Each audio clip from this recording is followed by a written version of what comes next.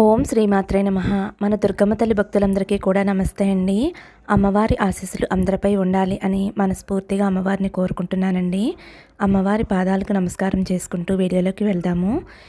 ఇక ఈరోజు వీడియోలో మన అమ్మవారి సందేశం అండి. మన అమ్మవారు ఏమంటున్నారంటే, బిడ్డ, నీ కష్టాలన్నీ కూడా తొలగిపోతున్నాయమ్మా. నువ్వు ఎదురు చూసే శుభవార్త వింటావు. నా మీద భక్తితోటి పసుపును కానీ కుంకుమను కానీ తాకు తల్లి అని అయితే మన దుర్గమ్మ తల్లి మనందరి కోసం చాలా అంటే చాలా చక్కటి సందేశం తీసుకొచ్చారండి. మరి మన అమ్మవారు ఇలా ఎందుకు చెబుతున్నారో అమ్మవారి మాటల్లోనే తెలుసుకుందాము. మన వీడియో నచ్చితే కనుక తప్పకుండా ఒక చిన్న లైక్ ఇవ్వండి ఫ్రెండ్స్. మీరు మన ఛానల్కి సపోర్ట్ చేసిన వారు అవుతారు. అలాగే ఫస్ట్ టైం చూసేవారైతే మన ఛానల్ సబ్స్క్రైబ్ చేసుకోండి. కామెంట్ బాక్స్లో ఓం శ్రీమాత్రే నమః అని కామెంట్ చేయండి. థంబ్నెయిల్ చూశారు కదండి, పసుపు కుంకుమ ఉన్నాయి కదా, మీరైతే అమ్మవారిని తలుచుకుంటూ ఒకటి తాకండి. ముందుగా అయితే పసుపు తాకిన వారి గురించి అయితే మన దుర్గమ్మ తల్లి ఈ విధంగా చెబుతున్నారండి. బిడ్డ, నీ జీవితంలోకి వెలుగు రాబోతుందమ్మా. నువ్వు అనుకున్న గమ్యానికి చేరుస్తాను. ఈరోజు సాక్షాత్తు నీ దుర్గమ్మ తల్లి నీ చేయి పట్టుకుని ఒక మార్గనిర్దేశం చూపించబోతుంది. నేను చెప్పేది శ్రద్ధగా వినమ్మా. నీ చుట్టూ జరిగిన కొన్ని విషయాల వలన నీవు నీ కుటుంబం అంతర్గత శాంతి కోల్పోయారు అని నాకు బాగా తెలుసమ్మా. నువ్వు పోగొట్టుకున్నది ఇవ్వటానికే నేను ఇక్కడ ఉన్నాను బిడ్డ. నువ్వు ఏమాత్రమూ కూడా చింతించవలసిన అవసరం లేదు. అంతా నేను చూసుకుంటాను. నాపై విశ్వాసాన్ని నమ్మకాన్ని కలిగి ఉండండి, అది చాలు. మిమ్మల్ని ఎవరు ఎంత హేళన చేసినా సరే అస్సలు తొందరపడవద్దు. తొందరపడి ఎలాంటి నిర్ణయం తీసుకోవద్దు. మిమ్మల్ని హేళన చేసిన వారే మీకు సలాం కొట్టేలా చేసే సత్తా కేవలం కాలానికి మాత్రమే ఉంది.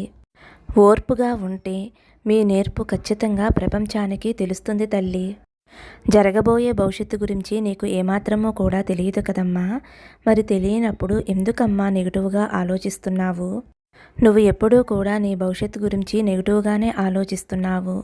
నువ్వు నాకు భక్తితో లొంగిపోయినప్పుడు నీ జీవితానికి బాధ్యత వహిస్తాను అనే సంగతి నువ్వు మర్చిపోవద్దమ్మా. నిన్ను మోసం చేసిన వారికి, అలాగే నిన్ను హేళన చేస్తూ కించపరుస్తూ ఉన్నారు, అలాంటి వారికి ఏ విధంగా సమాధానం చెప్పాలో, వారితోనే గొప్ప ప్రశంసలు పొందాలో అలాంటి ఆలోచనలు చేతల్లి. నీకు ఒక చిన్న ఉదాహరణ చెబుతాను, శ్రద్ధగా వినమ్మా. చిన్నప్పుడు వచ్చి రాని నడకతో కింద పడి దెబ్బ తగిలినప్పుడు అప్రయత్నంగానే అమ్మ అని అంటాం. అది కూడా చాలా బాధగా అంటాం. అలాగే ఎదిగిన తర్వాత అనుకోనటువంటి కష్టం వచ్చినప్పుడు కలత చెంది కన్నీరు పెట్టుకుని భగవంతుడా నీవే దిక్కు అని అంటాం. అక్కడ అమ్మ అనగానే తగిలిన దెబ్బ వెంటనే తగ్గిపోదు. ఇక్కడ భగవంతుడా అనగానే వచ్చిన కష్టం వెంటనే పోదు. అక్కడ తగిలిన గాయానికి మందు రాయాలి. ఇక్కడ సమస్యకి పరిష్కారం వెతకాలి. అప్పుడే గాయం తగ్గే సమయంలో అమ్మ యొక్క దీవెన, ఇక్కడ కష్టం తొలగే సమయంలో భగవంతుడి యొక్క తోడ్పాటు ఉంటుంది. కష్టం వచ్చినప్పుడు దైవం మీద నమ్మకం, నీ మనసులో మనోధైర్యం, ఈ రెండూ కూడా ఉండాలి తల్లి. భయపడుతూ ఉన్నంతకాలం ఈ లోకం నిన్ను భయపెడుతూనే ఉంటుంది. కాబట్టి నీకు ఎవరున్నా లేకున్నా నీ దుర్గమ్మ తల్లిని ఎప్పుడూ కూడా నీ చెంతనే ఉంటాను అనే సంగతి మర్చిపోవద్దమ్మా. ప్రేమపూర్వకంగా నువ్వు పిలిచేటటువంటి పిలుపుకి నేను బందీనైపోతానమ్మా. ఆ పిలుపుకి నేను ఎలాంటి సమాధానమైనా ఇస్తాను. నిజాయితీగా నువ్వు చేసేటటువంటి ప్రార్థనలకు నేను సమాధానం ఇస్తానమ్మా. నా మీదే నమ్మకం ఉంచినప్పుడు నీకు సహాయం చేయకుండా ఎలా ఉంటానమ్మా?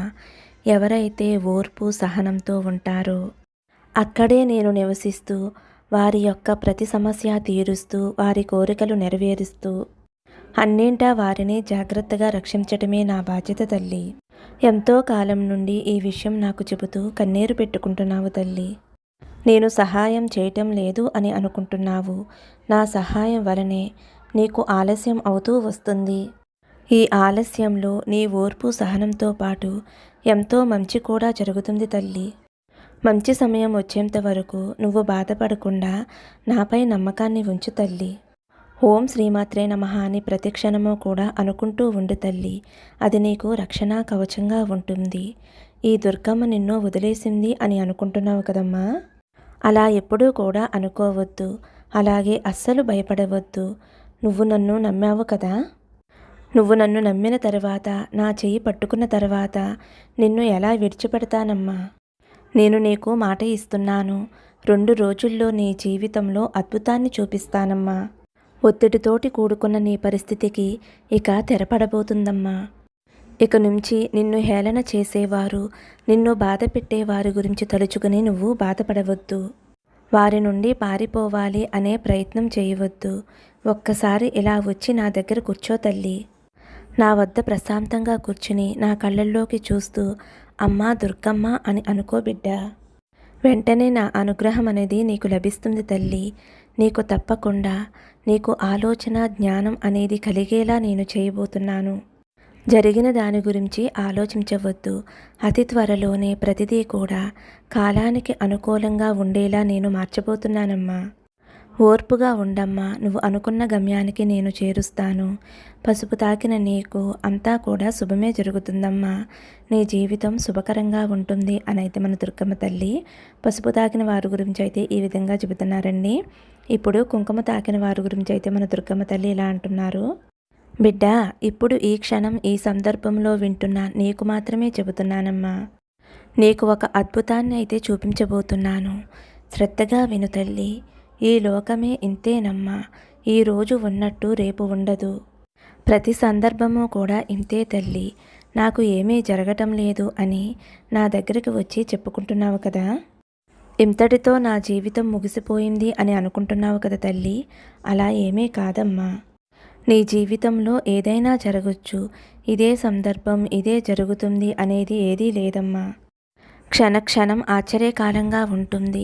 ఒక సందర్భంలో ఉన్నట్టు మరొక సందర్భంలో ఉండదమ్మా. కొద్ది రోజుల క్రితం నువ్వు ఎంత సంతోషంగా ఉన్నావు చెప్పు.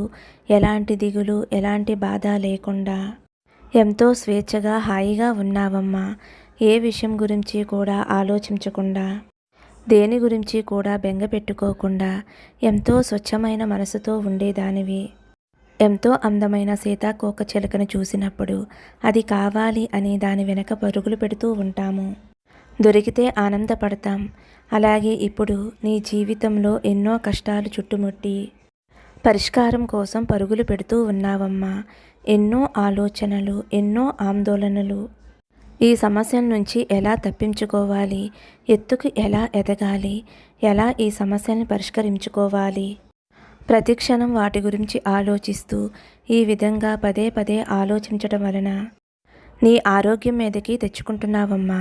కొన్ని రోజుల క్రితం ఎటువంటి ఆలోచన లేకుండా ఉన్న నీకు కుటుంబం యొక్క బాధ్యతలు, సమస్యలు, వీటితోటి సతమతమైపోతున్నావు కదమ్మా. ఈ బాధ్యతలు నీకు తల మీద బరువుగా ఉంటుంది కదమ్మా. ఎప్పుడైనా ఒక్కసారి ఆలోచించావా? వీటిని నేను మొయ్యగలనా అని అనుకున్నావు కదా. ఇంక నేను మొయ్యలేను, నా జీవితం అయిపోయింది అని అనుకుంటున్నావు కదా. అదేమీ లేదమ్మా. నీకున్న సంతోషకాలం ఎలా అయిపోయిందో ఇప్పుడు ఉన్న కష్టకాలం కూడా అలాగే అయిపోతుందమ్మా. అప్పుడు ఆ కాలాన్ని ఎలా దాటి వచ్చావో ఇప్పుడు ఈ కష్టకాలాన్ని కూడా అలాగే దాటాలమ్మా. ఈ సమయంలో నువ్వు నిశ్చయంగా, దృఢంగా ఒక నమ్మకంతో ఉండాలి తల్లి. సమయం కూడా తలక్రిందులుగా మారుతుంది. మారే సమయం తప్పకుండా వస్తుంది. ఏదీ కూడా స్థిరం కాదమ్మా. తర్వాత ఆశ్చర్యకరంగా ఉండబోతుంది అని గుర్తుంచుకో తల్లి. ఒక అద్భుతం జరగబోతుంది అని గుర్తుంచుకో. ఈ సమయాన కష్టపడ్డ నువ్వు నీ జీవితంలో అద్భుతం రాబోతుంది, ఆనందం రాబోతుంది అని తెలుసుకో. అప్పుడు నువ్వు అనుకుంటావు, దీనికోసమేనా నేను బాధపడ్డాను అని. ఎందుకంటే కాలం దేనిని కూడా నిరంతరంగా ఉంచదు. అన్నీ కూడా తప్పకుండా మారుతాయి. అందువల్ల ఇదే శాశ్వతం అని అనుకోకుండా ఈ కష్ట సమయంలో నీ దుర్గమ్మ తల్లి నీకు తోడుగా ఉంది అని నమ్ము తల్లి. నీ చుట్టూ మాట సహాయం చేసేవారు ఎవరూ లేకపోయినా నీకు చెయ్యందించేందుకు, సహాయం చేసేందుకు నేను ఉన్నాను బిడ్డ. నీకు తప్పకుండా నీ జీవితంలో అద్భుతాన్ని ఇస్తానమ్మా. సంతోషాన్ని స్వాగతించు తల్లి. ఈరోజు కష్టం, రేపు అనేది ఆనందం, అద్భుతం. ఈ విషయాన్ని నువ్వు గుర్తుపెట్టుకుంటే నీ కన్నీటికి అస్సలు చోటు ఉండదు తల్లి. రేపటి రోజున అద్భుతంగా, ఆశ్చర్యకరంగా ఉండబోతుంది అని నమ్ముతూ ముందుకు సాగిపో తల్లి. అప్పుడే నీ జీవితం కొత్త కొత్త రంగుల సీతాకోక చిలుకలా మారుతుంది. నీకు పట్టరాని సంతోషాన్ని ఇస్తున్నానమ్మా. అర్థమైంది కదా. ఈ రోజును చూసి నువ్వు బాధపడవద్దు. మళ్ళీ మళ్ళీ చెబుతున్నానమ్మా, రేపటి రోజున నువ్వు ఎంతో సంతోషంగా ఆనందంగా ఉంటావు. రాబోయే రేపటి కోసం ఎదురుచూడు. రాబోయే అద్భుతాన్ని చూసి ఆనందపడు. ఇప్పటి వరకు కష్టాలు పడ్డ నీకు సంతోషాన్ని రుచి చూపించాలి అని నేను ఆరాటపడుతున్నానమ్మా. నీ జీవితం చందమామల చల్లని వెలుగులా ఉంటుందమ్మా. నా మీద నమ్మకంతోటి ధైర్యంగా సంతోషంగా ఆనందంగా ఉండమ్మా. ఈరోజు మంగళవారం తల్లి, ఈ రోజున నాకు కుంకుమతోటి కుంకుమార్చన చేసుకో అమ్మా. దుర్గా అష్టోత్తరం చదువుకుంటూ ఈరోజు సాయంత్రం కుంకుమతోటి అష్టోత్తరం చేసుకో. నీకు అంతా మంచే జరుగుతుంది. నీ జీవితంలో అన్నీ శుభాలే జరుగుతాయి అని అయితే మన దుర్గమ్మ తల్లి మనందరి కోసం చాలా అంటే చాలా మంచి సందేశం అందించారండి. మరి మన దుర్గమ్మ తల్లి అందించిన ఈ సందేశం మీ అందరికీ కూడా నచ్చింది అనుకుంటున్నాను. నచ్చితే ఒక చిన్న లైక్ ఇవ్వండి. ఓం శ్రీమాత్రే నమః. ఓం నమ శివాయ. జై శ్రీరామ్.